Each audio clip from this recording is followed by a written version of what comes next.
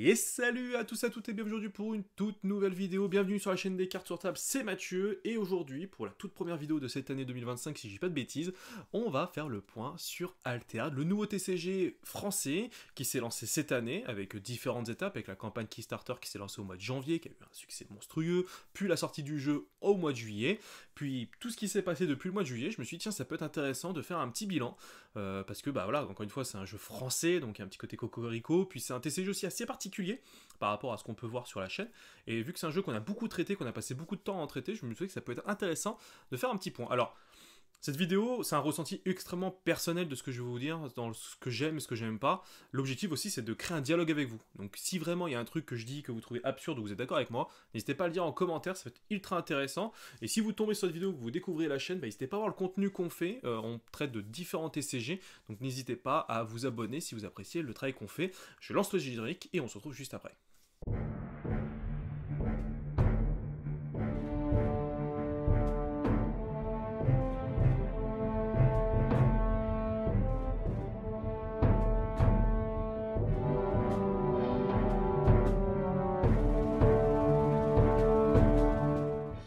Et donc oui, comme je disais, Altered, qui s'est lancé donc au mois de fin janvier à peu près, je crois de mémoire, c'est ça, fin janvier, qui a récolté plus de 6 millions d'euros pour quasi 15 000 backers, je crois que c'est 14 997 backers, donc 15 000 backers, et un lancement, donc une campagne Kickstarter de tous les records, et ça pour moi c'est déjà la première chose, je trouve, qui est ultra positif et qui devrait envoyer un signal un petit peu à tous les éditeurs, c'est le lancement d'Altered pour moi, alors je vais dire parfait, entre guillemets, mais en tout cas, il est extrêmement bien géré.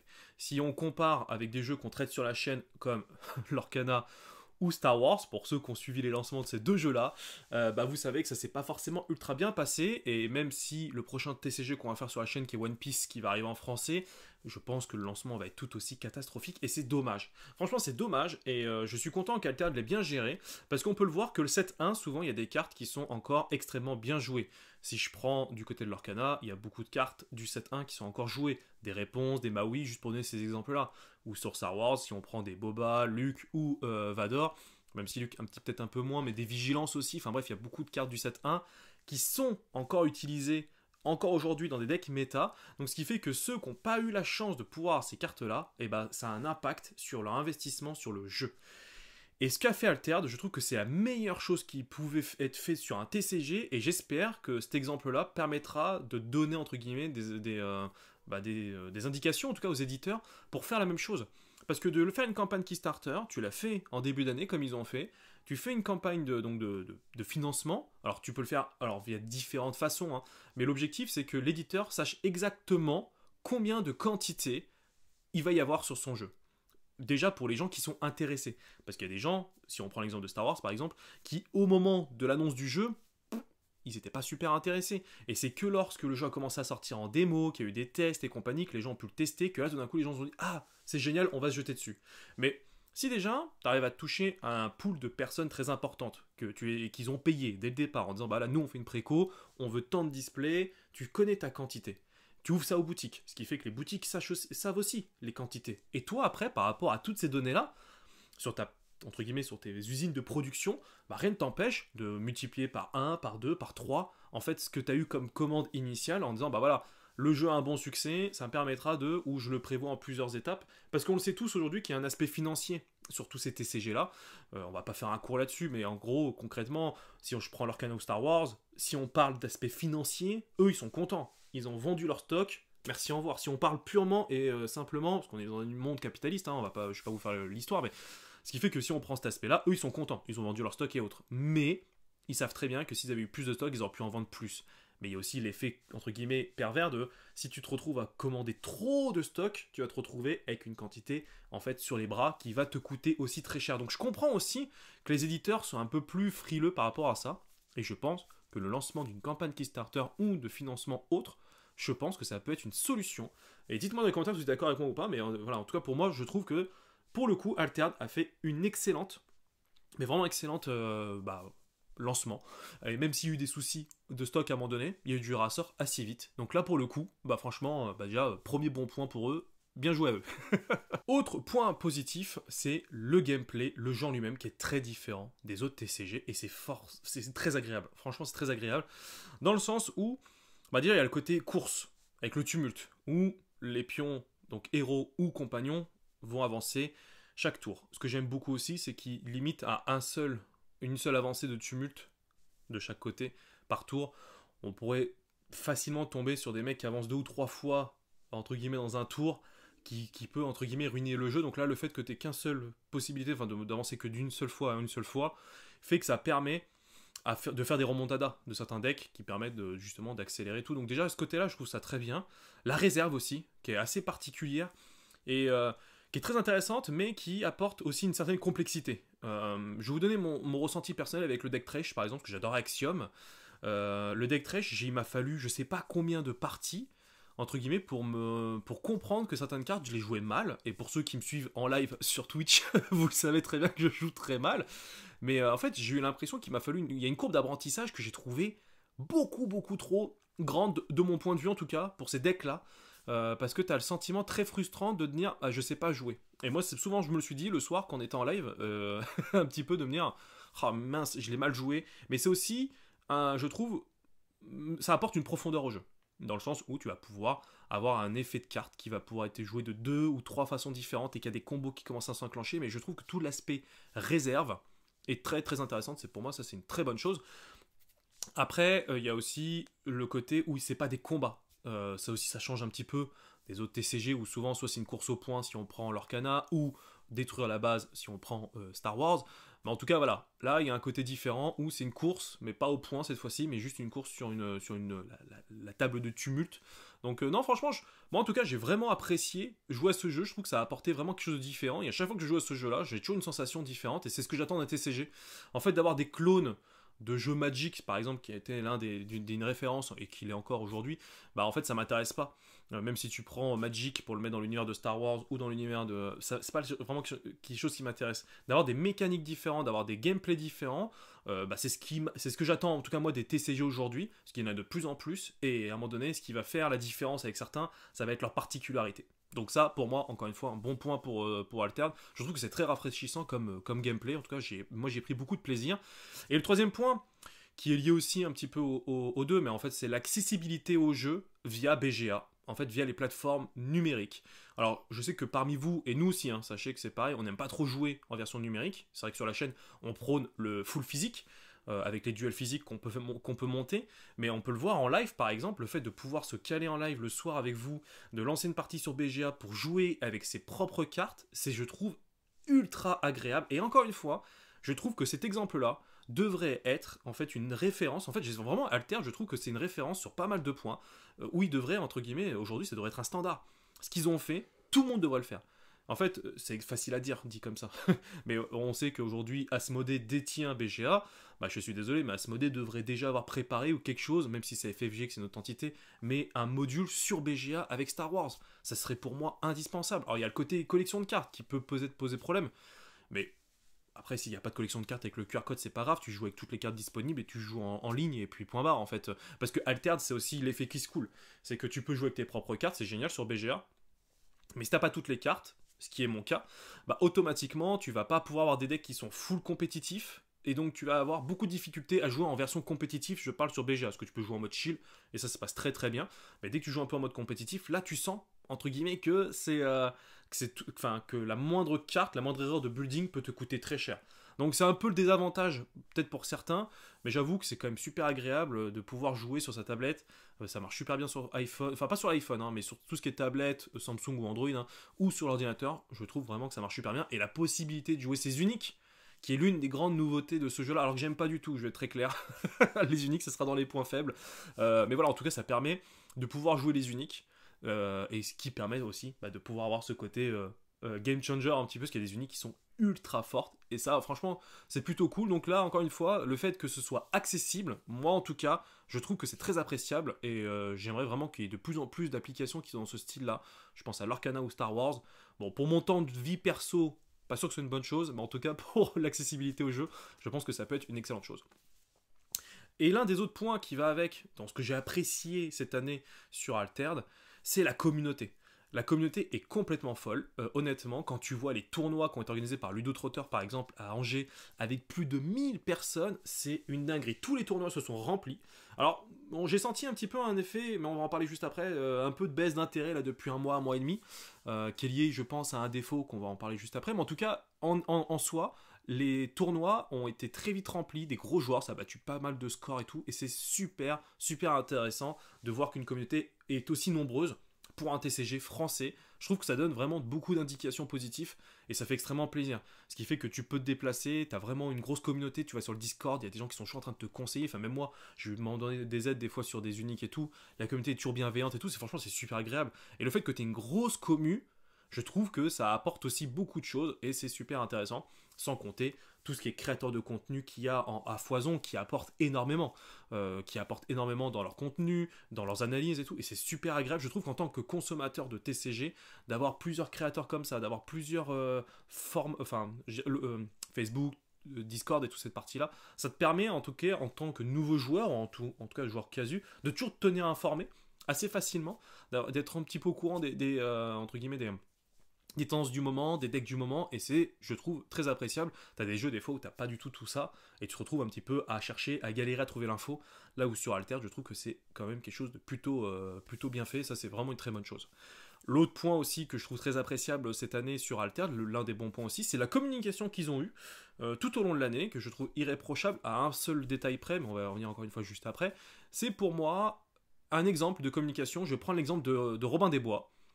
Robin des Bois qui a été nerf parce qu'il posait problème dans le jeu. Clairement, tu le voyais que tous les Warroo gagnaient avant tout et pour tout grâce à Robin des Bois. Et ça a frustré beaucoup de monde. Mais automatiquement, ils ont réussi à répondre très rapidement, malgré tout, même si on attendait que ce soit plus rapide, mais en tout cas, ils ont pu répondre rapidement.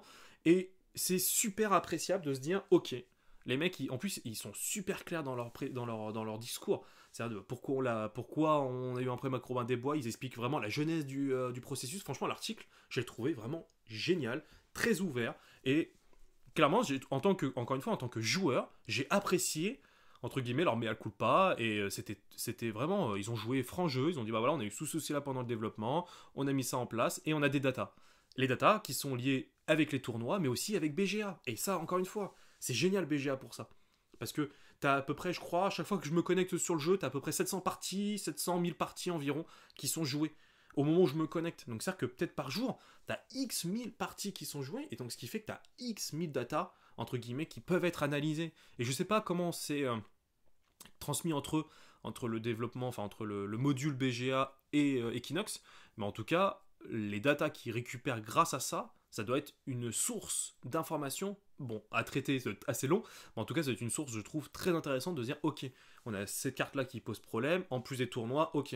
Là, on constate qu'il y a ce héros-là qui a un souci, qui est pas beaucoup joué, ah tiens, pourquoi, est-ce qu'il y a des cartes qu'on pourrait... Et donc ça peut aussi peut-être les aider dans les futurs développements, en disant, tiens, ce deck-là, il est pas beaucoup joué, enfin, ce héros-là, il est pas beaucoup joué, on le voit bien sur BGA, il est pas beaucoup joué, sur les tournois, il est pas beaucoup joué, bah tiens, pourquoi pas trouver de nouvelles cartes qui permettraient de le remettre un petit peu sur le devant de la scène. Ça peut être une idée de développement qui peut aider au niveau du jeu, donc je trouve que c'est super appréciable. Par contre, au niveau de la communication, il y a un point négatif, je trouve, enfin négatif, là je chipote un peu, parce qu'ils sont assez irréprochables là-dessus, c'est vraiment les reveals de ces dernières semaines sur le nouveau set. En fait, c'est vraiment le nouveau set qui arrive là. J'ai l'impression que c'est un non-événement, j'exagère un peu le trait, mais c'est-à-dire que là, on est, au moment où je tourne la vidéo, on est le 29 décembre, donc un mois avant que la sortie du jeu arrive, c'est le 29 janvier que ça arrive. Il reste donc 4 semaines, il n'y a pas eu la moindre carte qui a été révélée. Enfin, si, il y en a eu, je crois, 6 ou 10. Ça me paraît un peu léger, parce qu'après, qu'est-ce qui va se passer? Ils vont accélérer, là, dans les 4 prochaines semaines, à balancer plein de cartes, et c'est pas super... Enfin, je trouve que en termes d'information, c'est pas ouf. Moi, j'aime bien avoir de temps en temps, un peu comme ils ont fait avec Star Wars, ou même avec l'Orcana, ils te sortent une petite, 2-3 petites cartes de temps en temps. Après, sur l'Orcana, j'aime pas non plus, parce qu'après, ça rush sur la fin, c'est pas super intéressant. Star Wars, c'était cool parce que tu avais 2 cartes par jour. Je sais pas, il faudrait qu'ils arrivent à trouver une meilleure communication au niveau des sets, parce que là, j'avais fait une vidéo il y a quelques semaines de ça, où clairement, de trouver la moindre carte de bonne qualité, c'était une horreur. Et ça, c'est un peu pénible, encore une fois, en tant que créateur de contenu, et même en tant que consommateur, de devoir chercher sur les Discord, dans les petites sections, sous-sections, de voir toutes les cartes qui ont été révélées, en mauvaise qualité, pris à l'arrache, tes stats, tu te dis, il n'y a pas moyen de faire mieux quand même. Enfin, t'as un super jeu, t'as une super com. Je trouve ça dommage, entre guillemets, de louper un petit peu cette communication autour de ton set. Donc, je sais pas un peu pourquoi ils ont fait ça comme ça. J'espère que ça va se corriger dans les prochaines semaines, mais en tout cas, c'est un des points, je trouve, un peu négatifs autour du jeu. L'autre point négatif autour du jeu, enfin pas négatif, encore une fois tout est relatif, c'est malheureusement la sortie du set 1 est beaucoup trop longue je trouve par rapport à l'arrivée donc du prochain set qui arrive fin janvier. Pour ceux qui ont backé le jeu, fin janvier, vous receviez, enfin ouais c'est ça, mi-juillet excusez-moi, vous receviez vos Kickstarter. Donc on a donc mi-juillet, mi-août, mi-septembre, mi-octobre, mi-novembre, mi-décembre et mi-janvier, donc 6 mois complets sans la moindre sortie d'autres sets. Et clairement, pour moi, ça, c'est un vrai problème. Même si on pourra me dire que la sortie en boutique est prévue en septembre, mais comme je vous l'ai dit, on a eu 15 000 backers, donc 15 000 personnes qui ont eu le jeu depuis mi-juillet à peu près, au moment où les livraisons ont commencé à se faire, qui sont étalées sur le mois complet. Mais en tout cas, je trouve que pour moi, c'est un vrai problème. Même on le ressent, nous, en tant que créateur de contenu. Mais nos lives intéressent beaucoup moins les gens. Bon, peut-être parce que je joue mal, hein, on est d'accord là-dessus. Et me le dites pas dans les commentaires. Mais les analyses de deck aussi intéressent moi parce que forcément je présente des decks aujourd'hui qui ont déjà été présentés 1000 fois et donc il n'y a pas grand chose qui change, donc ça c'est très stagnante. Même le Robin des Bois qui a été banni n'a pas non plus bouleversé la construction de deck, et là c'est un peu le souci. Mais comme tout set 1, donc c'est pour ça que j'en tire pas rigueur forcément à Alter dans lui-même, puisque je retiens juste moi c'est qu'il a sorti entre le set 1 et le set 2, pour moi il est trop long. Vraiment beaucoup trop long, et j'espère qu'après ça va un peu s'étaler, parce que je crois que après ils sont prévus, je crois, mai, je crois, ou fin avril, je crois que c'est fin avril, donc ça ferait tout février, tout mars, tout avril complet, donc ça ferait que 3 mois, pour avoir un nouveau set début mai, pour après donc avoir tout mai, donc ça fait juin, juillet, août, septembre, donc ça fait 4 mois, donc je sais pas, pour après réattendre janvier. J'espère qu'ils trouveront un équilibre un peu plus, même si les deux mini-sets sont plus petits, le prochain set qui arrive est considéré comme plus petit, et chaque année ils auront un nouveau set qui annoncerait une nouvelle saison, avec de nouveaux héros et autres, donc je sais pas. C'est sur ce point-là, je dis pas que je mets une réserve, mais j'ai un petit doute où je me dis, est-ce que ce laps de temps est pas un peu trop long? Peut-être qu'après ça va se stabiliser dans les prochaines années, là peut-être que c'est lié au lancement du jeu, et qu'ils ont peut-être préféré avoir du réassort et d'avoir donc des boîtes pour tout le monde, ce qui n'est pas forcément une mauvaise chose. Mais par contre, je trouve que ça fait un peu longuer. J'ai plus forcément envie de jouer moi au jeu là, en ce moment, parce que j'ai pas de nouvelles cartes et je tourne en rond sur mes decks et j'ai essayé beaucoup de decks différents. Bon, au bout d'un moment, à part vouloir performer absolument en ladder, quand t'as fait le tour un petit peu du jeu, t'as un petit peu vu. En tout cas, moi, à titre très personnel, mais j'aimerais bien avoir vos avis là-dessus. Moi, j'avoue, je passe un petit peu vite à autre chose. Dernier point pour moi. Alors celui-là, il va être sujet à débat. Mais j'ai pris aucun plaisir à ouvrir les displays Retails. Voilà, je le dis, c'est clair. J'ai beaucoup apprécié ouvrir les displays Kickstarter, parce qu'ils étaient un petit peu buggés, il y avait un peu plus de rares et tout. Mais honnêtement, je trouve que les ouvertures de boosters Retails étaient pour moi vraiment une plaie totale. Vraiment, je le dis avec beaucoup de sincérité, mais j'ai vraiment pas pris mon plaisir. Et c'est un peu dommage quand tu ouvres entre guillemets, des boosters. Demain, tu m'ouvres un booster Pokémon, Star Wars, Lorcana, je prends du plaisir à les ouvrir. Sur Altered, j'ai très vite été très frustré par ce qui a été proposé par rapport aux rares. Je trouve que les rares sont beaucoup trop rares, voilà, clairement je le dis, et que les uniques, quand elles arrivent, en fait, limite, tu t'en fous un peu. J'exagère un peu, mais honnêtement, je crois que... En plus, j'ai ouvert le Golden Booster, donc j'ai vraiment pas à me plaindre au niveau des uniques, mais j'ai ouvert en tout 4 displays. Un Kickstarter et 3 Retails.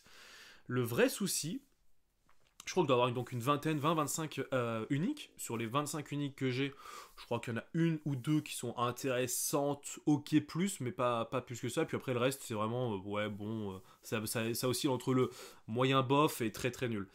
Et quand tu vois ce que les autres ont en termes d'uniques, quand tu joues un petit peu sur le ladder, tu dis ah mince, j'ai pas eu la même chance que eux. Bon là c'est le côté rageux qui parle, mais... plus au-delà de ça, c'est qu'en fait les uniques, quand je les ai ouvertes, en fait limite je m'en foutais un peu, parce que je courais qu'à certaines rares. En fait clairement j'ai ouvert, donc comme je vous l'ai dit, 4 displays. Je n'ai pas eu une seule fois Aloe Vera en version Muna. J'ai pas eu une seule fois Ada Loveless, si je vous donne des cartes comme ça au hasard. Mais il y a beaucoup de cartes que je n'ai pas eues, malgré mes 4 ouvertures de display, et ce qui est beaucoup plus que d'habitude, hein, parce que moi en général j'ouvre entre 2 et 3 displays, et je trouve déjà ça assez énorme. Là on a eu la chance d'être soutenu par l'éditeur, donc je suis assez transparent avec vous là-dessus, mais malgré ça, je me retrouve avec un carton de communes, parce qu'au bout déjà du premier display, en fait, t'as déjà toutes les communes qui te manquent, enfin qui te manquent, que t'as besoin, entre guillemets, en x3, quasi, enfin franchement il doit pas t'en manquer tant que ça, en termes de communes réelles, mais en termes de rares, franchement j'ai trouvé une plaie. Et vu que le jeu, il n'y a pas encore le print and demand, il n'y a pas encore les échanges, et ben j'ai trouvé que le côté échange était un petit peu plus difficile. Alors bien sûr, il y a toujours des solutions. Le Discord, justement, en est une. Mais je trouve que malgré tout, c'était assez difficile d'échanger des cartes. Et moi, je crois qu'en tout, je dois avoir une trentaine ou une quarantaine de rares en quadruple, donc que j'ai en 4 fois, donc en un exemplaire que j'aimerais échanger. Mais c'est très difficile, il faut que je me pose sur le Discord, que je top les cartes et tout, que je dise au gars, bah tiens, j'ai cette carte-là, j'ai cette carte-là, je cherche cette carte-là. Enfin, il y a un peu d'échange à faire, que quand tu vois aujourd'hui les autres TCG, par exemple, si je vois moi Star Wars, bah, j'ai des cartes en rab, je les mets sur carte market, je les mets en vente ou j'en achète d'autres. C'est beaucoup plus fluide. Donc c'est pour ça que là, pour l'instant, c'est un mini défaut le côté échange, parce qu'ils arrivent avec le print and demand, et le côté échange, le côté market. Mais c'est vrai que en tout cas, moi, l'expérience du Kickstarter, enfin du Kickstarter, des ouvertures de display, m'ont un peu très vite frustré. Et des Havre Bastion, ces sortes de cartes en fait que tu as absolument besoin pour tes decks, en fait, parce que ça, c'est aussi pour moi l'un des défauts, c'est que tu as besoin de certaines cartes rares absolument pour que tes decks tournent très bien. Et vous savez très bien de quelle carte je parle, hein. Et c'est vrai que si tu les as pas, bah tu cours qu'après ça. Moi j'ai ouvert un display, et un display que j'ai ouvert où limite je jetais toutes les communes pour regarder que les rares. Et quand j'avais pas mon Havre, j'étais en train de dire merde, j'ai pas le Havre, et j'ouvrais un autre booster un petit peu en mode rage. J'étais peut-être pas dans les meilleures conditions, je vous l'accorde. Mais c'est vrai qu'il y a eu ce côté frustrant, un petit peu. Et je trouve que entre guillemets, les bugs qu'ils avaient mis sur la version Kickstarter, avec 5 rares ou 4 rares, je crois, au minimum, et qui de temps en temps t'avais une rare supplémentaire, et ben je trouve que c'est plus intéressant. Et limite, j'aurais préféré que ce ratio-là soit le même pour les versions retails, en fait. J'espère qu'ils changeront ça. Je sais pas si c'est un avis qui est purement personnel, je sais pas si la communauté est assez d'accord avec moi là-dessus, j'aimerais bien avoir votre retour par rapport à ça. Mais j'avoue que, ouais, clairement, j'ai trouvé ce côté-là un petit peu frustrant. J'espère que, encore une fois, il y a des possibilités d'échanger et tout, je ne me faites pas dire ce que je n'ai pas dit, mais j'ai trouvé que vraiment l'ouverture, j'ai vraiment pas pris beaucoup de plaisir, j'étais un peu frustré. Et puis les uniques, quand elles sont sorties, parce que pour moi, les uniques, c'était pour moi un défaut du jeu, enfin un défaut. Je crois pas du tout, pourtant j'adore ce côté un peu aléatoire comme l'a été Keyforge, si je prends cet exemple-là, mais je trouve qu'il y a beaucoup d'uniques qui sont pas dingues, et, euh, et je sais pas s'il faut pas qu'ils changent leur algorithme pour que quand une unique sorte, elle soit tout de suite beaucoup plus intéressante qu'une rare, en fait. Parce que là, des fois, t'as des rares qui sont limite mieux que tes uniques, ou limite t'as des communes où ça se bat avec des communes. Moi, j'ai certaines uniques où je me dis, face à la commune, est-ce que c'est intéressant ou pas? Et limite, des fois, les communes, elles sont plus intéressantes que les uniques. Et c'est là-dessus que je trouve. Alors, en tout cas, pour ma part, en tout cas, j'ai été un petit peu déçu par rapport aux uniques, et je sais pas s'ils peuvent changer ça, mais sans forcément qu'elles soient broken. Parce qu'il y en a certaines qui sont folles. Je suis tombé sur des cartes uniques, franchement, sur BGA, qui sont complètement folles, que j'aurais adoré avoir. Mais bon, après, ça, c'est une côté chance, pas chance, c'est pas le sujet. Mais en tout cas, les uniques, voilà, c'est vraiment un petit défaut du jeu pour l'instant, je trouve. En tout cas, j'ai pas trouvé, pour ma part, beaucoup de satisfaction dans cette expérience qui m'a été proposée. Maintenant, faut voir ce qui va être proposé par la suite. Est-ce qu'ils vont affiner leur algorithme ou pas? Vraiment, j'ai beaucoup d'interrogations. En fait, c'est pour ça que je voulais faire cette vidéo-là, qui va se clôturer là à l'instant T. Mais c'est parce que 2024 a été une année très folle pour Altered, et je trouve que 2025 va être une année pour moi de confirmation. Soit ils vont confirmer leur succès, confirmer leur réussite, et mettre en place tout ce qu'ils avaient à vouloir mettre en place, le print and demand, le carte market, ils ont réussi à mettre le BGA en place et tout en septembre, qu'ils ont dû décaler, mais c'est toujours été très clair dans leurs problèmes. Là, j'espère vraiment qu'ils vont pouvoir confirmer l'année 2025 sur Altered. En tout cas, voilà. J'ai apprécié faire cette vidéo, franchement, j'ai pris beaucoup de temps à écrire, à me dire tiens, qu'est-ce que j'ai besoin de dire, quels sont les points forts, les points faibles et tout. J'espère que c'était clair dans ma structure. J'espère que vous avez apprécié ce format-là.